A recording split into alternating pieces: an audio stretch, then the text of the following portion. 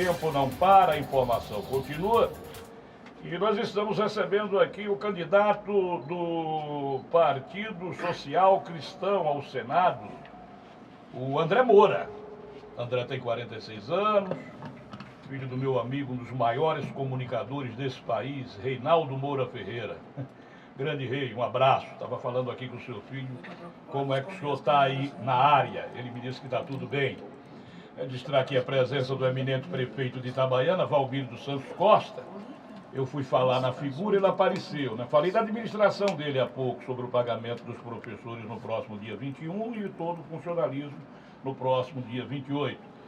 Que, como diz aqui, né, a gente costuma usar aqui no programa os ditados populares: saco vazio não fica em pé. E cheio não se dobra. Aí o eminente filósofo Gordinho está dizendo: e cheio não se dobra. Falou, né, da verdade. Está a presença do vereador Vaguinho, também do líder do prefeito. Ó, o virtuoso aí, né, o virtuoso, né, o vereador Marcos e o meu amigo Adailton Souza. Adailton de João de Deus.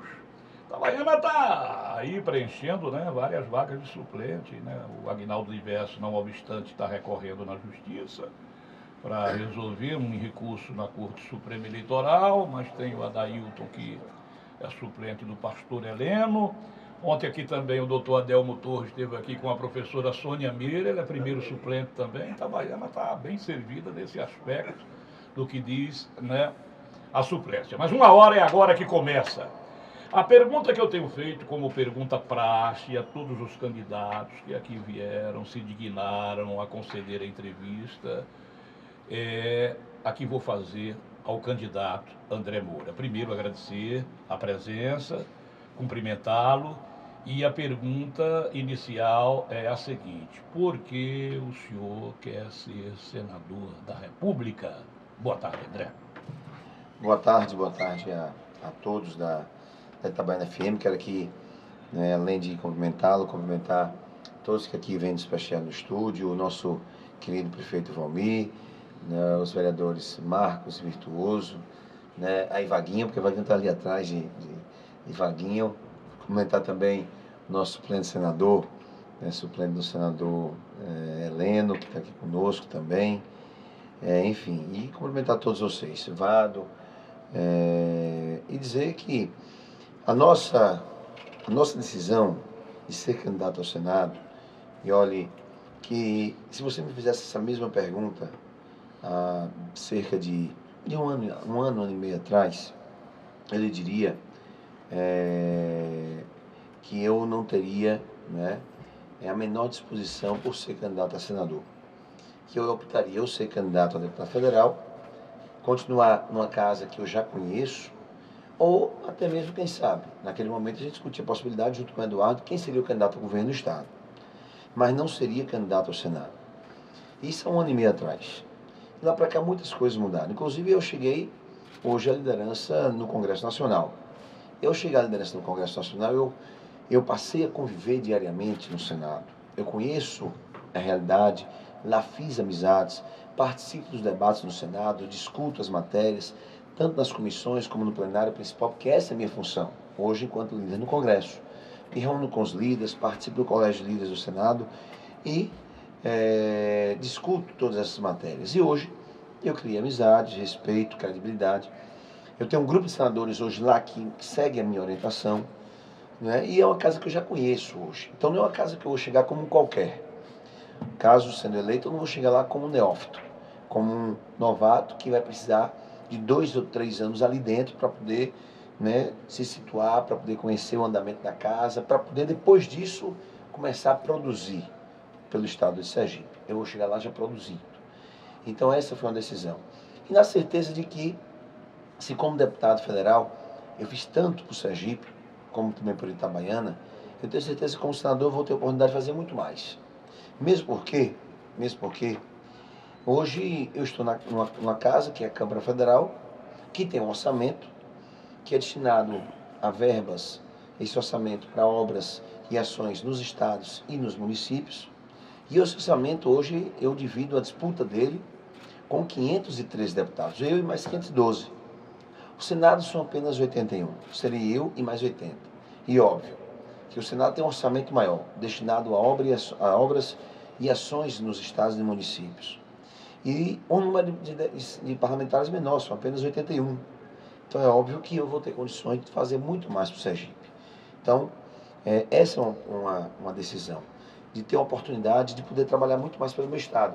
Eu poderia, com certeza, por exemplo, ser candidato, não é, a deputado federal, que seria uma eleição bem mais fácil, ninguém duvidava da minha reeleição para deputado federal, era uma eleição muito bem encaminhada, mas eu entendi que não era o momento. Eu entendi que eu não poderia me acomodar. Eu entendi que eu tinha que continuar dando a minha cota de contribuição, na minha cota, muitas das vezes, como eu dei, ao aceitar ser líder, que tem ônus e bônus, elogios e críticas, mas eu aceitei ser líder porque sabia que era uma cota de sacrifício que eu estava dando por Sergipe. E hoje, eu tenho a consciência que essa minha cota valeu a pena para o nosso estado. Né? Hoje, eu chego em cada um desses 75 municípios e eu posso chegar lá olhando no olho, na face de qualquer um dos moradores dos 75 municípios do estado, porque eu levei recursos para obras e ações em todos eles, independente da questão política, se o prefeito vota ou não em André, se é aliado ou não de André, o prefeito ou a prefeita, mas eu fiz a minha parte, eu cumpri com a minha obrigação, com o meu papel e, acima de tudo, com a minha consciência. Eu não poderia me permitir que, ao ser deputado federal e líder no Congresso, prejudicar qualquer um dos municípios do nosso estado. Eu não me permiti fazer esse jogo. Eu estou fazendo, como eu costumo dizer, a boa política, a cara da boa e nova política, como tem que ser, ajudando a todos, independente das questões políticas. Eu posso dar aqui vários exemplos de prefeitos que eu ajudei e que não votam em mim, mas que eu fiz pelos municípios. Um exemplo é a nossa capital, Edivaldo Nogueira. Eu fiz uma parceria por Aracaju com o Edivaldo. Muitos duvidavam, não, mas isso não existe, Edivaldo vai votar em você. Eu dizia, eu nunca discuti política com o Edivaldo, como de fato, eu nunca discuti. O que eu sempre discuti com ele foi as questões administrativas. E eu cumpri com a minha obrigação. Estou à disposição da Prefeitura de Aracaju cerca de 320 milhões de reais. Agora pela manhã, na conta, dito pelo próprio prefeito Edivaldo Nogueira. Hoje pela manhã mesmo eu estive visitando inúmeras obras lá em Aracaju. Obras estão em andamento, estive hoje no Coqueiral. São 41 ruas que estão sendo drenadas, pavimentadas, feito contenção, sendo feito praças no Coqueiral, graças aos recursos do nosso mandato, do mandato do deputado André Moura. Então, essa é a nova política como tem que ser feita e como eu estou fazendo. E eu não tenho dúvida que eu, como senador, vou ter a oportunidade de continuar fazendo muito mais. Esse é o motivo. O outro motivo é que eu aprovei, como no Senado, matérias de minha autoria, projetos de minha autoria importantes, que mudam a qualidade de vida do povo sergipano. E mudam para melhor. E são projetos, como eu aprovei, que estão aprovados na Câmara, mas estão engavetados no Senado. Eu aprovei, por exemplo, a redução da maioridade penal, projeto de minha autoria. Aprovamos na Câmara, está engavetado no Senado. E é por isso que eu preciso chegar lá no Senado, para desengavetar, botar para tramitar e aprovar. Porque eu entendo que matérias como a redução da maioridade penal, elas são importantes para o país. A redução não vai resolver o problema da insegurança em Sergipe, no Brasil, mas com certeza ela melhora. Nós não podemos mais admitir que nos tempos de hoje, em pleno século XXI, a gente tem adolescentes de 16, 17 anos que estão aí roubando, fazendo tráfico de drogas, estuprando, matando e ficando impunes. Ficando impunes porque eles cumprem uma pena, hoje, que em média é de 120 dias no país. Em média, isso é número estatístico. Vou dar um exemplo aqui. Alguns meses atrás, cerca de 90 dias atrás, Vaguinho, nós tivemos uma sargento da Polícia Militar, uma sargento Aliana, que foi barbaramente assassinada na porta de sua casa, com um tiro na cabeça por um menor. E ele foi preso, e ao ser preso ele foi apenado. O vereador Doidão, ele foi apenado para cumprir uma pena socioeducativa de 120 dias. O fato ocorreu já tem mais ou menos 90 dias. Significa dizer que daqui a mais ou menos 30 dias ele vai estar solto, no convívio da sociedade, como se nada ele tivesse feito. Mas não pegou aquela pena que é a máxima para menores, que é 3 anos, não? A pena máxima é de 3 anos. Mas aqui no Agora o cara Estado... com 17, 16, ele pode escolher o presidente da República. Né? Pois é, ele pode... O cidadão com 16, 17 anos, tanto quanto eu, você, Valmir, vai para as urnas no dia 7 de outubro decidir o destino do Estado e da nação. Com o mundo interativo online de hoje, aos 17, o indivíduo tem consciência De das tudo que está coisas, fazendo. né? Então, eu entendo que a redução da maioridade penal tem que ser aprovada e nós vamos estar no Senado a partir do próximo ano, vamos desengavetar o meu projeto, vamos botar para tramitar e vamos aprovar. Não só esse, projetos outros como, por exemplo, auxílio reclusão.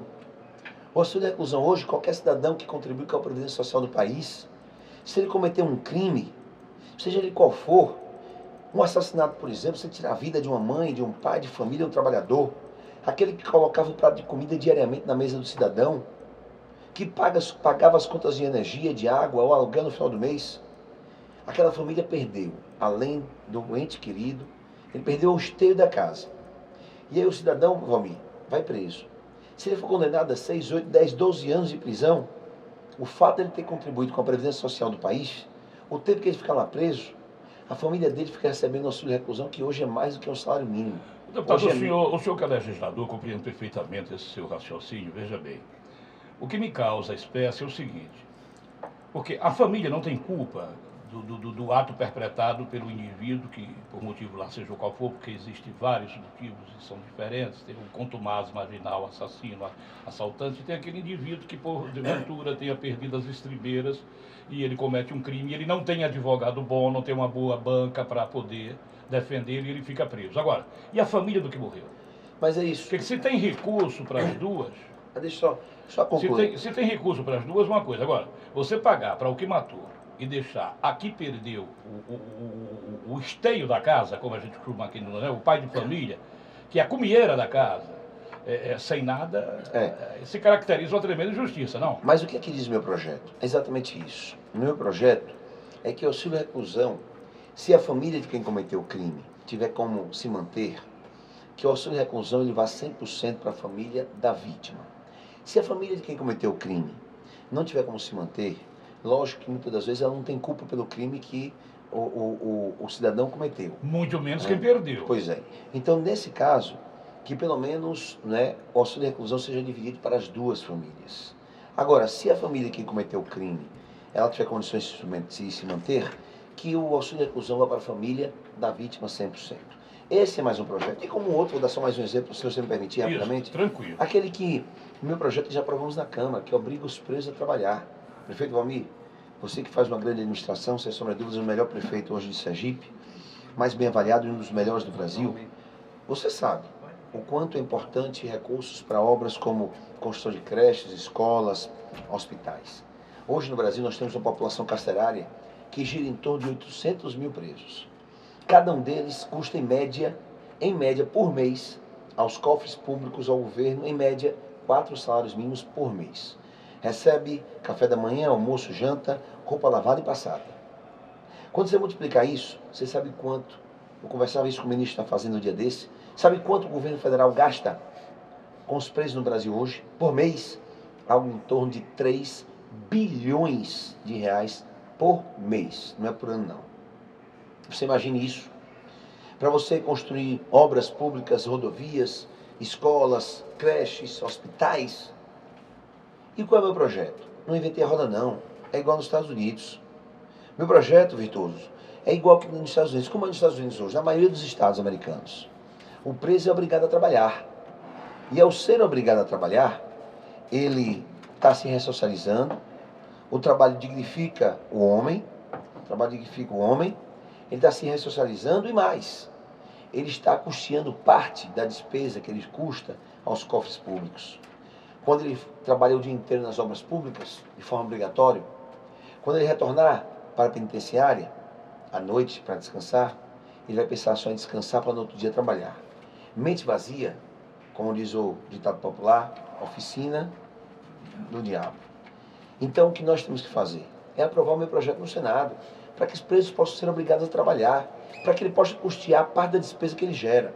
Então, um outro motivo pelo qual eu quero ser senador. Estamos entrevistando André Moura, candidato ao Senado pelo Partido Social Cristão. A minha amiga Ana, lá do Barro Preto, pede para a gente noticiar aqui um leilão que vai acontecer. O padre Edivaldo está convidando a comunidade católica para o dia 29 de setembro, a partir das 7 da noite, no Centro Comunitário do Povoado Barro Preto. É um leilão beneficente em prol do término da igreja de São João Batista, lá do referido do povoado. Lá no Barro Preto, a Stephanie, que é sobrinha da Ana, está aniversariando hoje, sendo parabenizada pela titia Ana e pelos pais Niel e Magna. Stephanie, parabéns pelo teu aniversário natalício. Saúde, sucesso e sossego, paz e luz na família inteira. André, qual é o seu pensamento sobre 8 anos de mandato para um senador da República? Qual a sua opinião a respeito? Veja, o Senado, nós temos que acabar com a ideia de que o Senado é o local de quem quer se aposentar. Se Otávio Mangabeira dizia que era o céu. Até azulzinho, tudo azulzinho, todo mundo quer O governar. tapete azul, né? O grande político nacional, Otávio Mangabeira, disse: o Senado é o céu. Dizem que é a melhor definição aqui na Terra que já encontraram sobre o Senado do Brasil. 8 anos. Qual a sua opinião sobre 8 anos de mandato? Veja, eu entendo que o Senado, primeiro que ele não pode ser o local para quem quer se aposentar, né? Muitos vão ali achando que ali é a sua aposentadoria. Principalmente esses que estão já no mandato há muitos anos, que já estão cansados, ultrapassados, né? Que nada tem mais para contribuir com o país, né? Alguns já estão lá há 24 anos. Imagine o que é isso. Está lá há 24 anos. Outros são candidatos para se aposentar, para ficar lá e dizer: olha, não vou mais, já estou cansado, não tenho mais o que fazer pelo Estado, vou querer ser senador 8 anos para me aposentar e ficar por lá. Alguns disseram até isso, deram declarações, dizendo: olha, eu entendo que eu já dei o que tinha que dar, já estou cansado, tenho que me aposentar. Se eu for candidato a senador, não vote em mim. Não vote em mim. Mas eu acho que 8 anos, eu não vejo, veja. Mas 8 anos é muito tempo. Para quem vai para lá para trabalhar e produzir, não vejo problema. Para quem vai para trabalhar, para quem vai produzir e mostrar resultado. Está aí o que nós fizemos como deputado federal nesses últimos anos. Nós fomos para lá, arregaçamos as mangas, trabalhamos e produzimos para o Sergipe. E sobre o brasileiro morrer na fila dos hospitais do SUS e o Senado brasileiro ter o melhor plano de saúde do mundo? Não tem nada no planeta Terra, nem na rica Europa, nem no próspero Estados Unidos, nem no inteligente Israel, nem no dinâmico Japão, algo igual ao plano de saúde do Senado Federal, que basta que o cara assuma 90, 120, aliás, 120 dias, ele passa a ter a cobertura vitalícia e extensiva à sua família. Qual a sua opinião a respeito disso? Veja, esse direito já não. Deixa eu só até ser justo, não sou senador, não estou aqui, não tenho procuração. A Câmara tem um bom plano de saúde, mas o do Senado ainda é melhor, é considerado o melhor do mundo. Já foi. Não é, ele não dá mais o direito aos familiares se ele só assume por 4 meses. Não dá mais isso. Nem para o próprio cidadão que assume só por 4 meses. Mas o senador? Não, o senador ele tem o plano de saúde, e ele tem direito ao plano de saúde Vitalício. No mundo não existe isso. Mas lá tem. O único país do mundo que tem isso é o Brasil. Mas veja, eu não sou candidato a senador por isso, não. Sim. Não estou preocupado com o plano de saúde. Mas eu estou colhendo, por exemplo, na perspectiva do senhor vir a ser senador, você tem opiniões a dar no Senado, e enquanto, por exemplo, não é justo ver a população brasileira morrendo, definhando nas filas do SUS, enquanto que quem é eleito e pago pelo povo parece ser uma casta de semideuses que estão no limbo, não é? Se a gente voltar à mitologia grega, estão no Olimpo de Zeus. O Senado seria o Olimpo, o céu, como disse Otávio Mangabeira na linguagem nordestina. Mas não é só isso não. Tem muita coisa que tem que mudar. Foram privilegiados, por exemplo, isso também para tem que todo mundo. acabar. Acho que é uma obrigação um juiz, um ministro, um deputado, um prefeito, um governador, não é? Ele já tem, quer dizer, qual é uma condição precípua para ele registrar a candidatura? Ficha limpa. E ele tem uma obrigação de dar o exemplo. Porque ele tem que ter esse escudo, essa redoma protetora, porque ele não é um mortal comum, ele tem que responder ali, aqui e acolá. Eu sei que existem casos de problema político que se chama paroquial. Falar nisso, eu queria perguntar, André, veja bem, vamos chegar aqui ao território sergipano. Você tem sido alvo de um bombardeio que não é pequeno. Até quem tem uma larga folha extensiva, talvez até que suplante, eu não sou juiz, eu não tenho nenhuma competência para julgar, te ataca veementemente, né? Eu gostaria que você também utilizasse esse espaço para dizer como é que começou. Porque tem o ônus e o bônus. Quando você ganhou, você falou em líder do Congresso. É óbvio que quando você chega nessa condição, você passa a ter a cestada às lentes nacionais das grandes redes de televisão, da grande imprensa em cima de você. Você ganhou um, né, destaque nacional. Então, como começou essa série? Porque chega o Boechat, faz um comentário extensivo lá da Band, a Globo coloca, e vai lá, e vai cá, e o Globo e todo mundo. Como começou essa série de processos que eles colocam você como uns indivíduos que têm você objetivo e direto, uma das fichas mais sujas, eles querem imputar isso a você, não sou eu, já disse do princípio que eu não sou juiz, não tenho competência para tal. Mas ninguém melhor que você para dizer como começou, porque parece-me que eu li alguma coisa a respeito, que lá em Pirambu teve uma história de um telefone, que o telefone era público, que você utilizou, isso, aquilo, e parece que isso aí foi crescendo a ponto de se criar essa discussão total em torno de você. Então, da mesma forma que vai, não é, a indagação virá a resposta dentro da sua consciência, que para mim é o seu juiz, uma vez que eu não sou magistrado, nem tenho competência de julgá-lo. Explique, por favor. Tenho que explicar não, quem já explicou foi a Justiça, me absorveu todos os processos, tanto é que eu tive a minha certidão de ser candidato. Simples assim. Eu não tenho mais nenhum processo, fui absorvido de todos, 100% deles. Não tem mais nenhum processo. Mas o que era que mais pesava, o que é que mais imputaram a você? Começou com a história de um telefone em Pirambu? Coisas do ex-prefeito, né, que me acusou, né, daquilo que não tinha como provar. Tanto é que ele não teve como aprovar, cumprimentar o nosso suplente senador Aguinaldo Diverso, né? Tanto é que ele não tinha como provar que foi absolvido.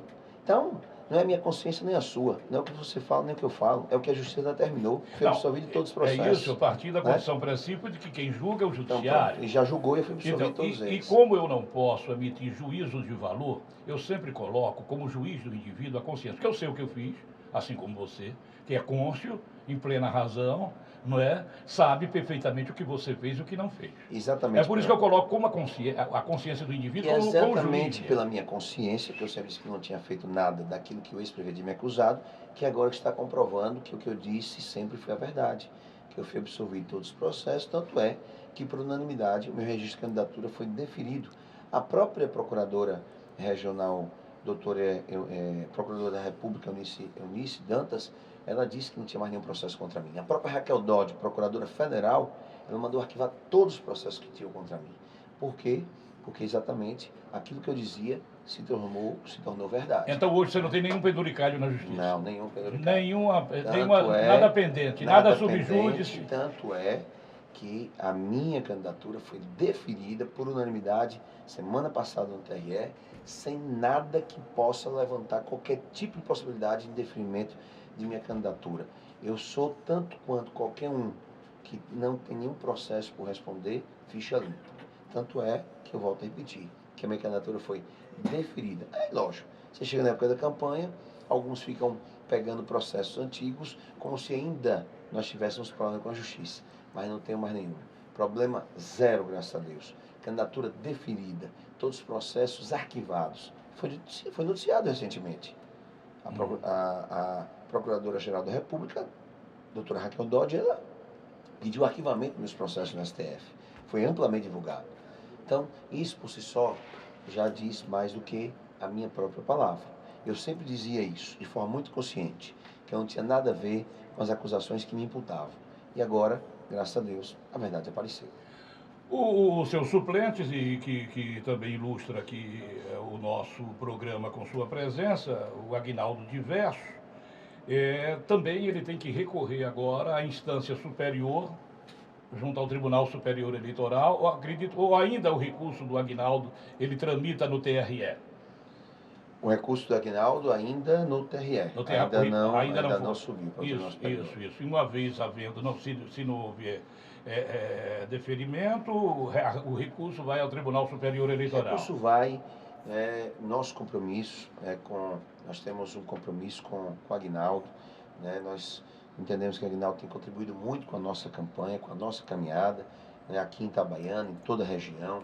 O Aguinaldo é um homem que, né, todo Itabaiana conhece, né, um empresário bem-sucedido, um homem sério, um homem do bem. Né, lógico, ele teve um problema, né, de ambiental, né? Nada que seja em relação a desvio, a corrupção, a nada disso. Né? Então todos conhecem a história, a índole de Aguinaldo, da família dele, do pai dele, de toda a família dele. Então eu me orgulho muito de ter Aguinaldo como meu suplente hoje. Na verdade, Aguinaldo não é um suplente, Aguinaldo será tanto senador quanto eu. Agora, eu vou até adiantar.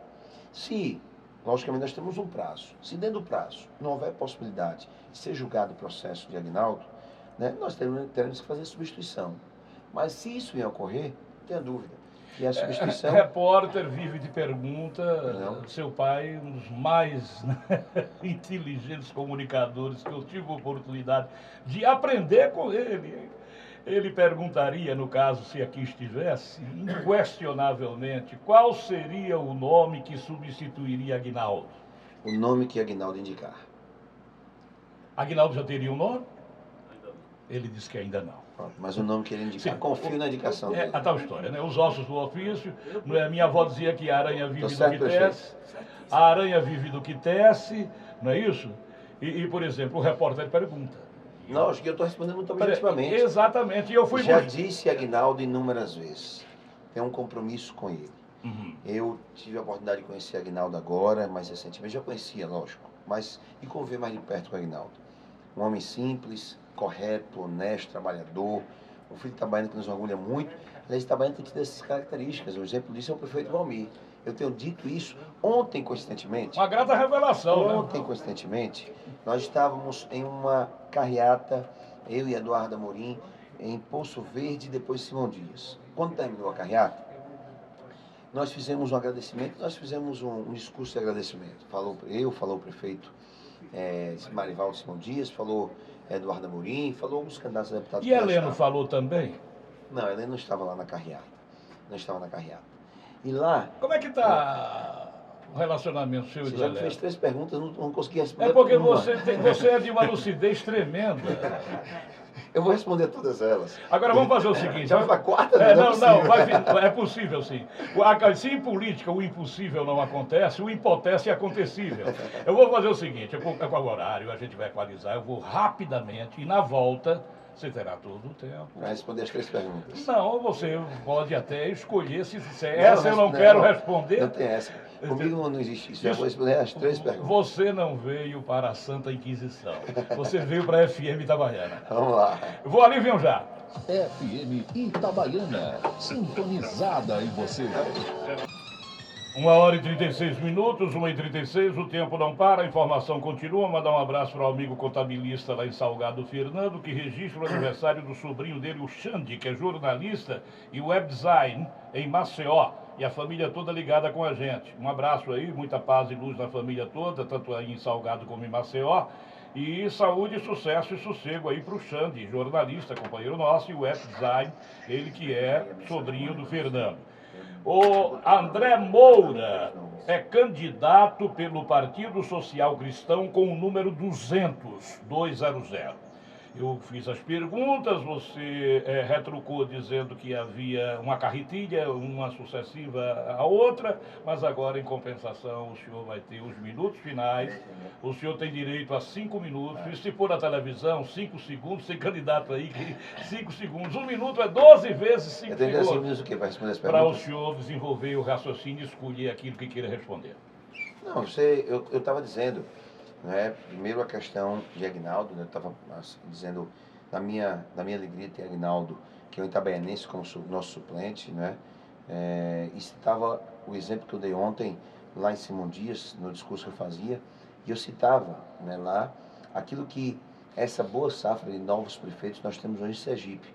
E eu dizia lá em Simão Dias, elogiava o prefeito Valmir Lagarto que lá estava, elogiava o prefeito Marivaldo Simão Dias que lá estava, mas eu dizia a referência maior, o prefeito Valmir Itabaiana. Isso é verdade, eu digo isso aqui e digo isso em todos os lugares que eu vou. E a mesma coisa, Aguinaldo, Então, exatamente por isso que a gente confia, né, primeiro né, no nosso, em Aguinaldo, e qualquer que seja a decisão, né, nós vamos estar junto com o Aguinaldo nessa nossa caminhada. Você me perguntava também a questão de... Está vendo a sucessão de perguntas, a relação com o Heleno. Não, a minha relação com o Heleno, ela é uma relação respeitosa. Lógico Pastor que Heleno que falo, né? Porque hoje eu tenho um problema aí numa pesquisa, botou Heleno Silva, ele recorreu. é uma relação respeitosa. Lógico que a gente está numa eleição que todo mundo está disputando voto. Isso é natural. E a terceira Isso é pergunta, você natural. lembra? Não lembro. Qual é a avaliação que você faz do momento político-administrativo que vive Sergipe ultimamente? O estado de Sergipe, sem sombra de dúvidas, o pior momento da nossa história. E isso não é de agora. Isso é uma herança maldita, né, que a dupla JB Jacques Belivaldo vai deixar para o próximo governador do estado, Eduardo Amorim. Porque nós vivemos o pior momento da nossa história.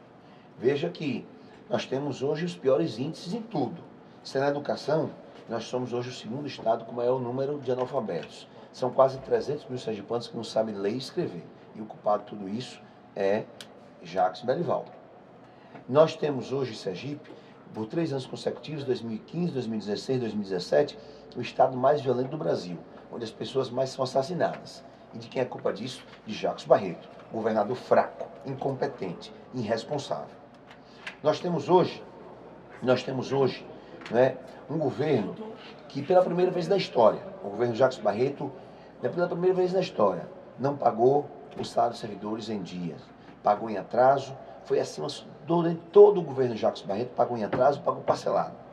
Não respeitou servidores públicos e não respeitou aposentados e pensionistas. Né? Mas Jackson, a história dele é muito ruim. Né? Jackson, quando foi deputado federal, você sabe que ele votou a favor que aposentado e pensionista pague até hoje 11% de contribuição social.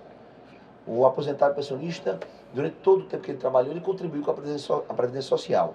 E ele não contribuía mais depois que se aposentava. Houve uma reforma e Jackson votou a favor, Jacques Barreto, para que aposentado e pensionista pague até hoje 11% de contribuição social, mesmo depois de aposentado. Então ele não tem, né, o menor carinho e respeito pelos aposentados do nosso estado, mesmo porque atrasou os salários dos aposentados e pensionistas por todo o tempo que ele foi governador. Jacques não pagou o 13º salário dos servidores, pagou no ano seguinte parcelado em 6 vezes. Então, eu costumo dizer, e é verdade, se você fizer uma pesquisa no nosso estado, se você sair caminhando pelos 4 cantos de Sergipe e perguntar quem foi o melhor governador da história de Sergipe, você não vai ter unanimidade.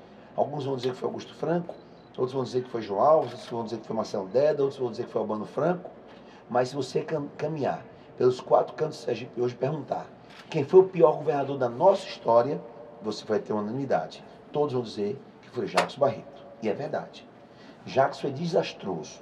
Jacques levou Sergipe para as manchetes nacionais de vergonha. 3 anos seguidos, o estado mais velho do Brasil. O segundo estado com o maior número de analfabetos. Jacques fez inauguração fake, que passou na mídia nacional. Uma inauguração fake, desrespeitosa, com os pacientes que precisam fazer um tratamento de hemodiálise. Desrespeitosa. Jacques fez festa, inaugurou um centro de nefrologia e não existia absolutamente nada. No outro dia, os pacientes chegaram lá em busca, né, de um tratamento e ao chegar lá não tinha mais nada, porque o que Jacques inaugurou não existia.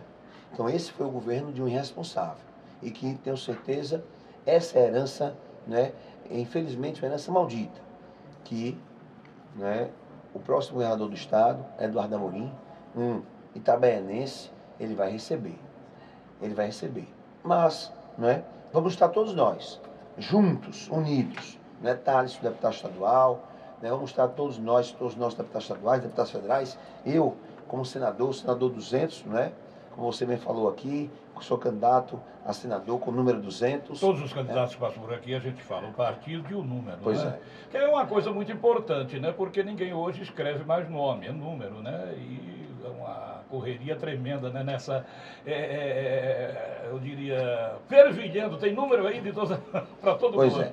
Então, como candidato a senador que sou 200, eu vou lá estar em Brasília, ajudando o meu governador Eduardo Amorim, o nosso governador, a reconstruir o estado de Sergipe. Não tenha nem dúvida disso.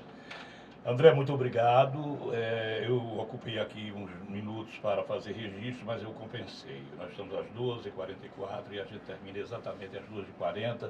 O que eu desejo para você é que tenha uma campanha, que faltam aí 23 dias para a hora da decisão, que você faça o seu percurso, a sua trajetória, a sua peregrinação, em estado de espírito de paz e que tenha boa sorte. Muito obrigado por sua presença. Eu que agradeço pela oportunidade, com certeza, com muita paz. Eu tenho visitado os 75 municípios de Sergipe e a mensagem que eu tenho levado é a mensagem de quem está prestando contas do que fez. Eu posso chegar em cada um desses municípios olhando no olho de cada um cidadão, porque eu levei recursos e ações para os 75 municípios. Eu trabalhei por todos, tenho serviço prestado em todos eles, independente, volto a repetir, se o prefeito é aliado ou não. E o que nós queremos é uma política, acima de tudo, em alto nível, uma política de propostas, de plataforma. E é isso que nós estamos fazendo, e é assim que será a nossa caminhada até a grande vitória de todos nós no dia 7 de outubro. Lembranças ao Reinaldo. Eu vou ali e volto já.